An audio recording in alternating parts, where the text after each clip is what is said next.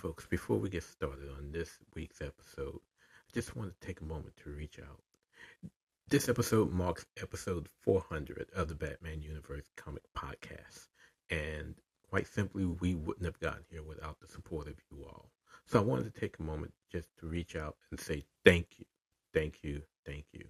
You know, we at the Batman Universe do all we can to provide you with all the news and reviews in the world of Batman and the Batman family. And we look forward to doing it again for another 400 episodes and beyond. So until next time, again, thank you all for your generous support. We truly appreciate everything that you've done, and we'll see you on the other side. Enjoy episode 400 of the Batman Universe Comic Podcast. This podcast is part of the Batman Universe Podcast Network, hosted by thebatmanuniverse.net. Here, we love talking about everything Batman. The BatmanUniverse.net has news, original content, and reviews about Batman comics, movies, TV shows, video games, and more. Check out the BatmanUniverse.net and join our Discord server to start chatting with fellow fans. We can't wait to talk to you guys. Also, visit our Patreon page and join our other awesome supporters. But enough of this nonsense. On with the show.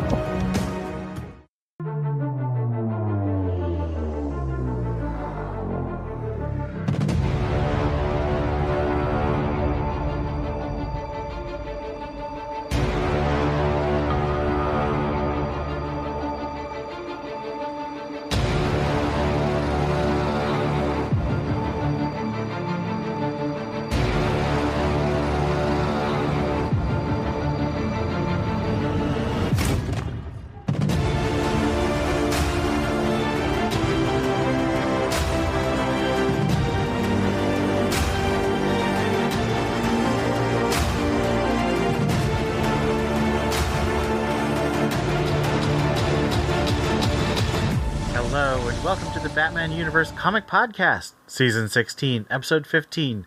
I'm your host, Ian, and I have with me... We're missing Steph again. This is Theo. Yeah, sadly, the vagaries of scheduling have made it impossible for us to maintain a regular cast, but we continue to plug on. There's no real news this week. I think they shot their shot at San Diego and gave us a lot of news, so we're going to move on to our reviews right away. We have two of them, and the first one is Batman number 151.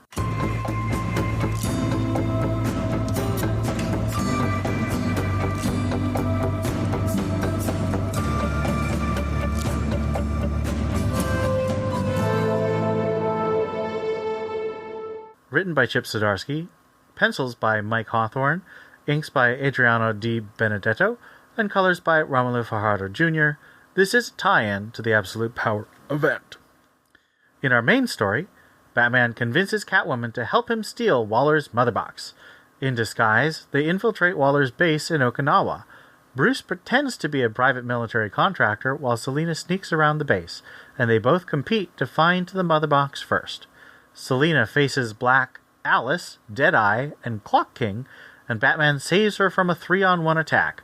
But as he faces Deadeye, who is Amanda Waller's nephew, Bizarro strikes. Batman convinces Bizarro to play hide-and-seek, and Selina calls him, telling him they've found not a mother box, but a boom tube.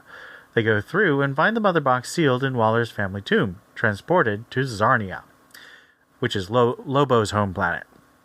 They are surprised by Gunsmith, who was on guard there, and then the whole team they faced on Earth boom tubes in. So, first question. Mike Hawthorne's back after doing the Batman of Gotham in the other universe, and of course the infamous Gotham War. How do you feel about his art here in this Absolute Power tie-in? I actually didn't even, again, not paying attention to the credits page, didn't even know it was him. I'm sure you knew it wasn't Jorge. I mean, I knew it wasn't Jorge, but... Okay, as long as we're there. I personally don't like Mike Hawthorne's art. It reminds me of Inferior Joe Bennett, and this actually wasn't nearly as bad as Gotham War. I don't know if he had more time or what, but it looks reasonably on model. No weird forehead stuff. Action is pretty decent. And I'm honestly glad they're not wasting Jorge's heart on this crossover. Speaking of which, how do you feel about the tie-in to Absolute Power? Does this feel like it's part of Zdarsky's run, or does it feel like you could completely skip it, or how do you feel about how it fits into the overall Zdarsky run? Yeah, I'm only reading this because we're the Batman universe. I'm not paying attention to what's going on in Absolute Power. Although I do need to figure out how the hell Bizarro lost his arm. Yeah, I was surprised by that too. Was that in the end of the Rebirth run? I didn't really read all of that. Well, it wasn't in the Rebirth run. I know that. I was wondering whether or not it happened in that Suicide Squad mini. Yeah. There's been a lot of little Suicide Squad things that I haven't read all of. What did you think about the villains that we saw Batman and Catwoman face here? We had the classics of Black Alice from Gail Simone's Birds of Prey and Secret Sis run. Of course, Bizarro, Evil Superman backwards. This appears to be some version of the one that was in the Jason Todd Artemis trio. Gunsmith from the Joker War, and the new character who I assume is from the Amanda Waller Year One series that I am not reading. What do you think about these villains? Gunsmith didn't make his first appearance in Joker War. Wasn't he one of the characters when Tamaki did that issue with Mr. Teat and everybody else? I don't know why Yes, he was in the Secret Files, but those characters were from Tynan's run. Tynan created the characters, and then they gave them backstories in the Secret Files issue, which Tamaki wrote, or part of. That's where I remember him specifically from. Yeah, well, I mean, Mr. Teeth is very memorable. because of the whole Mr. Teeth thing. I will never forget Steph talking Mr. Teeth. Might be a good time for her to put a clip if she can find it in here. But anyway, yeah, it was interesting, especially considering where they all meet up at the end. You know, and the fact that they're on Zarnia, which I guess the question is, I'm assuming this is after. Well, yeah, it's definitely after House of Brainiac, considering that. But I don't know. I hate Amanda Waller. What do you think about Batman and Catwoman's plan and their interactions? How do you like the way the characters interact in our planning? The interaction was fine. The notion of them trying to steal a mother box, I don't know. I don't know. So I think it's a good setup. I like Zdarsky's writing of Selina. I'm not a huge fan of how Bruce feels so passive here. It's just a slight tone thing. It's not a really significant thing. I just prefer a Batman who's a little less desperate. What do you mean by passive? Well, I don't know. It's just kind of the way he asked Selina to do it. I understand what Zdarsky's going for, but it doesn't quite work for me. I didn't see him as passive. I'm probably using the wrong word. I just feel like his voice was slightly off. Not horrible. I still enjoyed it, but... Would you say it was more, for lack of better words, whipped? There's a little bit of that, I think. Meaning, you know, he's in Selina's presence, and so it has him off. That's possible. Is that kind of where you're going? That might be what I'm feeling. Cause that I did get, because I remember when I was reading it, especially when I read it the first time, you know, I said Zdarsky kind of had Bruce acting a little pee-whipped with being in Selina's presence again.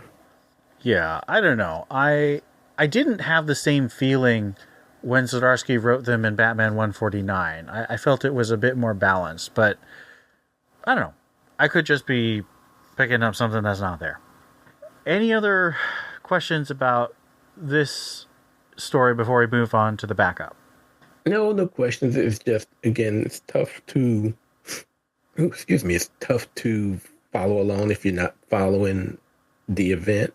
So Yeah, I feel that. And also, I well, I'm thinking about something like Future State Catwoman. You remember that one where Selena is on a train and she sneaks aboard and stuff?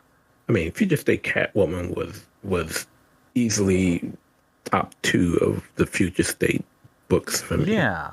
But I feel like that had a similar setup of Catwoman in a heist and you're not quite sure what's going on. But I feel like that one was a little stronger, and I don't know why. All right, let's move on to our backup as quickly as possible. This is Absolute Power Plant, written by Teenie Howard, art by Mariana Ignazzi, colors by Giovanna Nero. In a Gotham locked down by Waller's forces, Harley Quinn is looking for trouble. She finds out Riddler is holding a power plant hostage and rushes over to bash him with her hammer. She knocks him out, and then the 2 power plant workers she saved help stop the meltdown. She has to sign an NDA because of the secrecy, which she complains about to Ivy later. First question, why is DC making me read a Teenie Howard Harley Quinn story when I am not reading the ongoing series? Why is this a Harley Quinn story instead of a Stephanie Brown story or a Duke Thomas story or, heck, a Red Hood story that isn't about people who aren't Red Hood?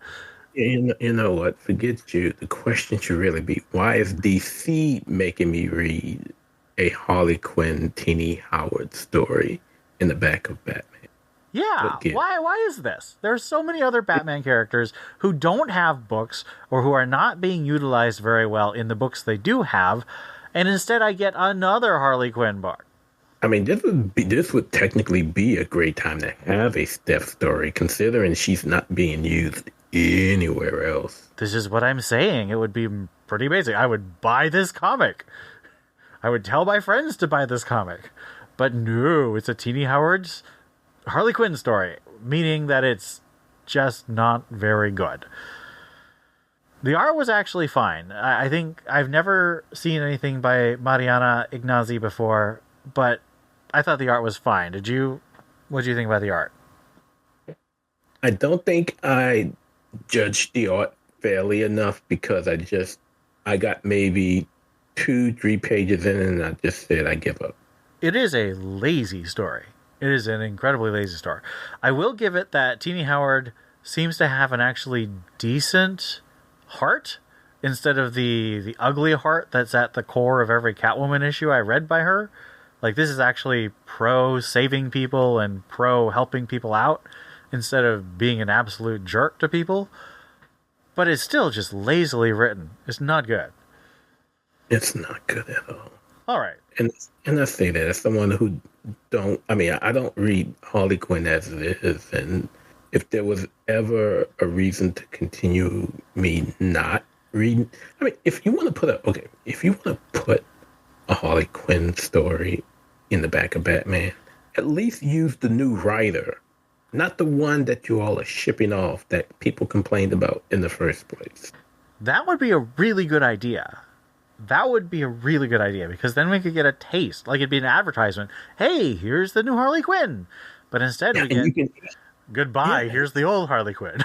Yeah, because you could actually, you could have wrote the story with something leading into the new run. Exactly. To be continued in. But, what do we know? All right, let's give this story a score out of 5 boom tubes. 3. This is a 2.5 for me. 2.5? Oh, see, okay. And over on the website, Scott gave it a 2, which gives us a 2.5 average and no mode. This was a comic that we read. Yeah, I can't believe we got the highest score of you all. Whether you are a first-time TBU Comics podcast listener, a 13-year veteran, or anything in between, we'd love to hear what you think about this episode or any of the comics we discussed. Send emails to tbu@thebatmanuniverse.net. Join our Discord server linked at thebatmanuniverse.net. Send us a tweet at TBU_comics. Or, if you're a patron, leave us a comment on our Patreon page. We'd also love it if you left us a review on iTunes. We'd love to read your comments on the next episode of the Batman Universe Comics Podcast. Batman may claim he works alone, but we know that he needs the Bat Family. Join the TBU Bat Family and let us know what you think. All right, let's move to Batman and Robin, number 12, written by Josh Williamson, art by Juan Ferreira. As Damian remembers leaving Gotham during Bane's assault in City of Bane, and remembers Alfred trying to get him to stay, Bane's daughter, Vengeance, attacks Batman. Damian snaps back to the present, and he jump attacks Bane from his dinosaur mount. As he and Bane trade blows and insults, he remembers memory after memory of Alfred encouraging him to reach out to others and grow. Meanwhile, Vengeance tells Batman the secret of Bane's presence on Dinosaur Island. He was trying to create a one-time, lifetime dose of venom instead of a constant supply. Cobra was funding their research, but the research failed, and Cobra turned on Bane. Maya, in stealth mode, tases Vengeance, and Batman and Nobody head off to find Robin. Bane tells Damian how they are both alike, abused and programmed by their abusers, but Damian refuses to kill Bane, despite wavering on the edge of his sword. However, just as Batman praises his son for making the right decision, Vengeance shoots Robin with venom, causing him to go insane with anger and steroid power, declaring he will break Bane. So, I think this is... penultimate. Yeah, it's the second to last issue. Do you feel like Williamson has left enough room to wrap up this arc and his run? I don't know, man. I just gotta say this first. This was easily a strong 4.5, 4.75 going into that last page. And then big rage, oh God, what's the movie I'm thinking about? The guy who just, that just turned me off. Everything about that story was wonderful until that last page. I was not expecting it, and I'm not crazy about it. This reminds me of my reaction to when Stephanie Brown turned into a man bat, and I was not happy. Okay, I'm ready for questions. Okay, yeah, so the question is, do you feel that Josh Williamson has left himself enough room to wrap up this arc and the run before Philip Kennedy Johnson takes over in October? I don't know. It depends on how he wants to end it. I mean, if it's going to be a clean break, I don't know. But if he's tying up ends but doing it in a way to just hand it off to PK, he hopefully doesn't try to rush it. You know what I mean? I do. That's kind of why I asked the question. But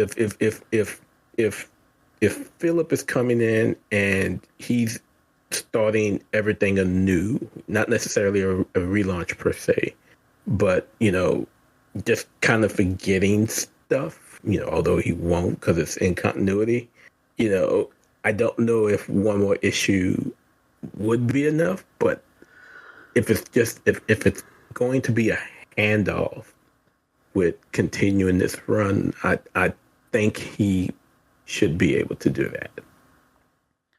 I think I agree. I'm really torn on this arc because I like some of the ideas. I love that he's brought Maya back. I enjoy the fact that he's brought Vengeance back.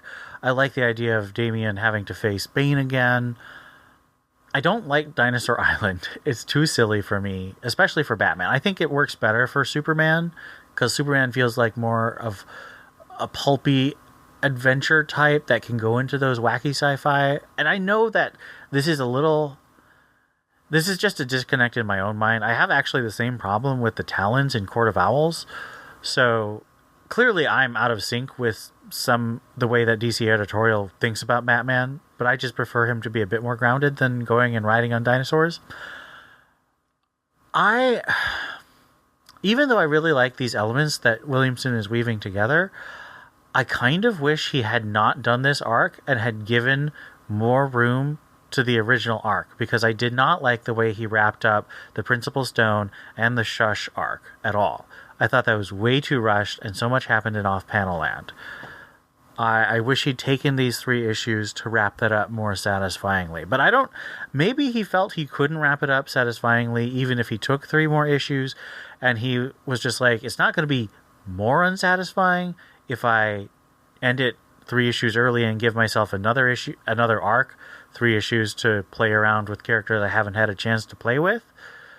So I'm not saying it's bad. I just really wish the first arc had ended more in a more satisfying way. How do you feel about the characterization of Bane and Vengeance in this issue? It's a little tough to really answer that. You know, she mentions that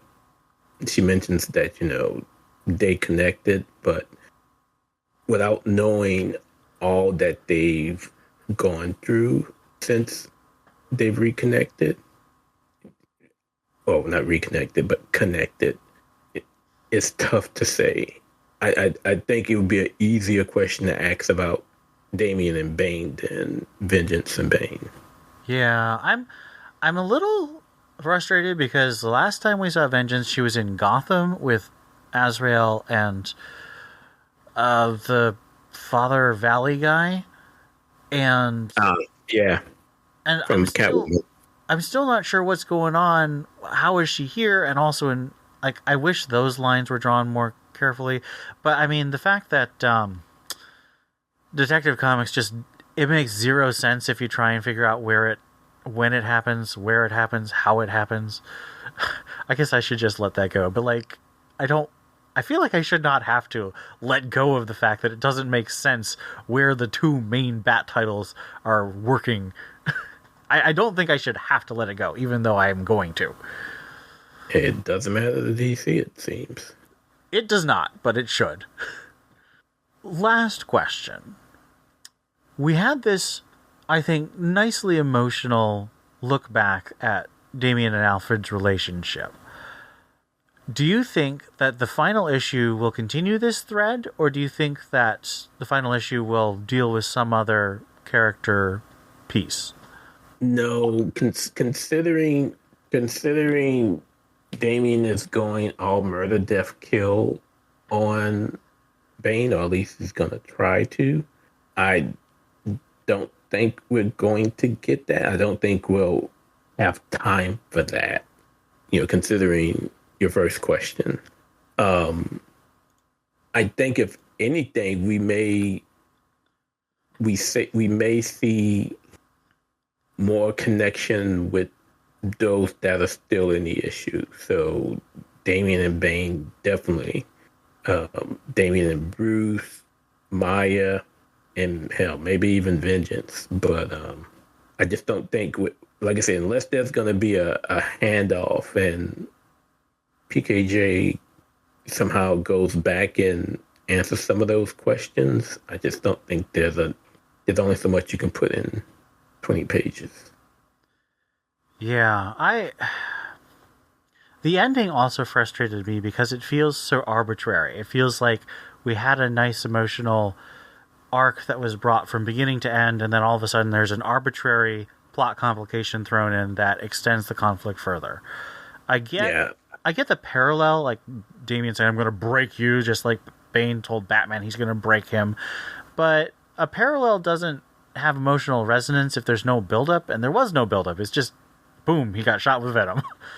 I mean, I simply said, why? Why? So we can have another issue, but if that was the case, why not spread out this issue so you have 2 issues of the nice emotional arc instead of... Yeah. You could have drawn out the chase longer than what it was. You know what I mean? Yeah, you could have thrown in a different complication, like having to face Cobra and Batman doing some detective work to figure out what was going on from the Cobra stuff, instead of having Vengeance just monologue for a page. I don't know. It just... Like I said, it was a strong 4.5, 4.75 until that last page. All right. What would you give What would you give Batman and Robin number 12 out of 5 steroid babies? A 3.75 would be unfair. I really think a 4 would be. Yeah, I'm gonna stick it at a 4. 4? Okay. I'm giving it a 3.5, and this gives us a total of 3.75, unless you happen to know our site review, which unlikely. I don't. Nope. Yeah, so that gives us a 3.75 out of 5 for Batman and Robin number 12. One more to go. Damn it. Damn. I'm excited for Philip Kennedy Johnson. I think he's going to do a good job. So I am going to be honest. I hear and I read a lot of people who are just raving on what he's doing in Hulk, but the taste that I can't get out of my mouth is just simply how he continued Bendis' world in Batman. I mean, in Superman. Once Bendis left all of us with a bad taste in our mouths and rage in our hearts over what he did to John. And I could be unfair in doing it, but I've kind of just been sour and avoiding anything that he's been writing. But I think that's unfair because Tom Taylor's done way more to continue Bendis. Considering, we have to have a conversation on that because you're going to need to show that out to me. Well, the fact that Tom Taylor has basically made it absolutely impossible to de-age John. Yeah, there is that. Yeah, okay, true. Okay. We don't even have a preview, so there's no content here. This is just our feelings. Once we get some information, we'll be able to have a more informed speculation discussion. Yeah, we know nothing. Yeah. But we do know about Greater Gotham, so let's get a move on that.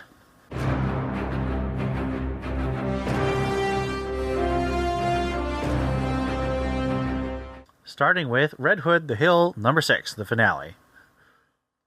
Thumbs down. Yep, thumbs down. I did what I said I would. I read the finale, and Red Hood was in like 3 pages of this comic. What the actual heck? Yeah, just totally. Yeah. Batman the Hill, number 1. One shot. Yeah, I feel like Batman was in this more than Red Hood. He was. I mean, once Batman showed up in the Hill in issue 4, issue 5, it was all downhill from that for poor Jason. I don't know what Martin Bro was thinking about with that. I mean, the mini started out strong. I enjoyed it, especially from how it spinned off from the Joker War one shot. When Jason went back, it had promise, and then it no longer became about Red Hood anymore. And it didn't even really have an ending, which really irritated me. Birds of Prey number 12. Thumbs up. Okay, so I mentioned this on my other podcast. Take a listen. But I laughed my ass off at this issue. The section where they become basically Saturday morning cartoons was absolutely hilarious. The white bunny rabbits that are attacking Barda and just going after her for throwing one of their fellow bunnies into the moon was just, I could not stop laughing. Thumbs up.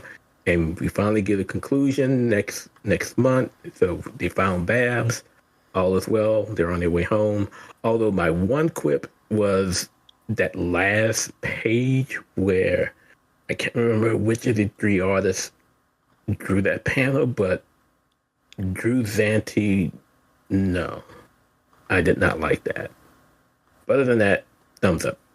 I am unsure if this is a neutral or a thumbs down, but I didn't like it very much. The art was cute, but I don't even like the Chuck Dixon Birds of Prey ones where Black Canary gets sent back in time. Like, this is just not my kind of Birds of Prey story. And bringing that Spirit World person, I did not like the Spirit World miniseries, and bringing that Spirit World person in makes me very uninterested. So, at least it's not Harley. He's still gone. Thank God. That's true. That is, thank goodness for small blessings. But The Boy Wonder number 4, unfortunately, I did not know. I couldn't find this one in time, so I did not read it. So Theo, take it away. 2 thumbs way up. This is the best of the 4 issues that are out there. This story talking about the relationship between Damien and Talia is just mwah. And you would love it at the end, with Damien and Talia making their way up the cave into the light, finding his brothers and Babs waiting for them, and knowing that Mom was the one who called for him. Loved it. 2 thumbs. So my thumbs up, and then I got another thumbs up for you, Ian. There you go. Okay. Gotham City Sirens numbers 1 and 2. 1 neutral, 2 thumbs down. Honestly, for me, both of these are neutral trending up. They're not great, and they're definitely paced like a weekly comic, which I think is not good for a 4-issue miniseries. But I kind of love the fact that this is doing better with Punchline than Teenie Howard did within her miniseries. And I don't know. It's not great, but it has a lot to recommend it.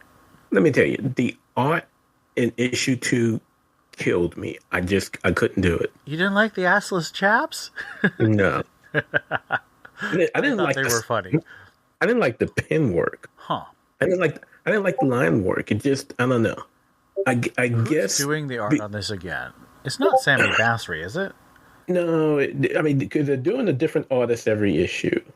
Who's on issue 2? Yes. Huh. I checked that. It was definitely a different artist in issue 1. Who was on issue 2? On issue 2, it is Daniel Hilliard. I don't know Daniel Hilliard. Who's the first issue? Matteo Loli. Yes. Interesting. The styles are so similar, I didn't realize there had been a shift. I don't see it. I really don't. You don't see what? The difference? The similarities? Huh. I don't know. Just, it looks really similar to me. Yeah, the art in issue 2 made it a thumbs down for me. Okay, fair. I clearly... This is kind of a funny reversal from what we did in the Batman, where you weren't noticing, but I was, and now I'm not noticing, and you are. So let us move to Absolute Power Task Force 7, number 4. And this is the weirdest series because it's not really a series. It's a group of one-shots that are supposed to fill in stuff that's happening in Absolute Power. But the 3rd issue was actually just Green Lantern 13.5. I couldn't appreciate it simply because, again, I'm not reading the whole event. I'm going to say neutral. I didn't know. When did McGonn come back into continuity? I didn't even know she had been around. It is a... Honestly, I have to say it's a neutral because it doesn't make me upset enough to be thumbs down, but it's not... It doesn't make me interested in seeing this person write more Batman or Bat Family. Yeah. Has McGonn been around? I didn't know she was back, per se. Who's that again? Miss Martian. Oh. Yeah, she was in Action Comics Backup. So she's been around a little bit. Gotham by Gaslight, The Kryptonian Age, number 3. Neutral trending up. I am still on board with this. Yeah, neutral trending up for me too. Art is still but it's fun world building, and I like the Batman Catwoman interplay. Death in the Family, Robin Lives, number 2. Thumbs down. I'm struggling to see the value of this. Yeah, it feels like Rick Leonardi either is having eyesight problems arm problems or speed problems, because I feel like this should be like a really prestige thing, but he's drawing it really sketchy in a way that doesn't fit his normal style, and so it doesn't feel super high quality. So it's definitely a neutral and kind of trending down for me. DC versus Vampires. DC versus Vampires World War V #1. I am abstaining. I didn't get a chance to read this one. This is a neutral for me. There's some interesting ideas, and I see where this is going from the original miniseries, but it doesn't feel like a war at all. So I think like it's false advertising. Speaking of false advertising, Outsiders #10. Okay, so I know I am not familiar with the whole planetary thing. We've discussed that many times, and it's the thing. It's in my reading list in DCU Infinite, and I can't remember everything in either 9 or 8. But when in the hell did Drummer swerve and turn? I figured it was coming simply because of what she had been writing all this time. But what issue did she turn on him? I think it was 2 or 3 issues ago. Okay. I mean, it was definitely after Kate got the gun from Jenny, the hex gun from Jenny. Yeah, but each issue kind of follows different characters, so it's difficult for me to remember sequentially when things happen. I mean, but you could tell though, just from her actions and what she was writing, and then the fact that of the 3, she was the only one who intentionally killed someone back in that issue when they were at the party. Yeah. With all of the monsters, you could see that a swerve was coming with her, for sure. But it was a thumbs up. I really need to read Planetary. Yeah, it's still a thumbs up. I am very interested to see what happens in the finale, which is the next issue. It's weird that they're doing the finale in issue 11 and not issue 12. What's up with that? So it's my understanding that they decided to make issue 11 an extra size. It's not double size, but it is probably like 3 or 4, maybe 5 pages longer than normal finale instead of doing 2 issues. And my gut tells me that's because DC really didn't want any miniseries confusing October. Gotcha. Ending with Wayne Family Adventures episodes 124 and 125. Thumbs up. Yep, these are very fun. It's interesting, the blend of sort of focusing on one character or set of characters each episode, even though it's an ongoing story. I kind of like that structure. So, thumbs up, continues to be solid. Good art, fun writing. And if you all haven't seen my interview with CRC Payne, it is on our YouTube page. Go check it out. For sure. That brings us to our Patreon shoutouts. So I'd like to give a thank you to the following people who contribute to our Patreon. Thank you to Lisa Slack, Ed Grouse, Johnny McCloskey, Ian Miller, Captain America, Dave Richards, Joshua Lappin-Bertoni, Caspian73, Donald Townsend, Robbo, Stephanie Mounts, Cesar Diaz, and Brendan Roberts. Thank you all for helping keep our archive on the website and our website on the internet. And that brings us to the end of our episode. Thank you so much for listening. This is Ian. And this is Theo. And we'll see you next time.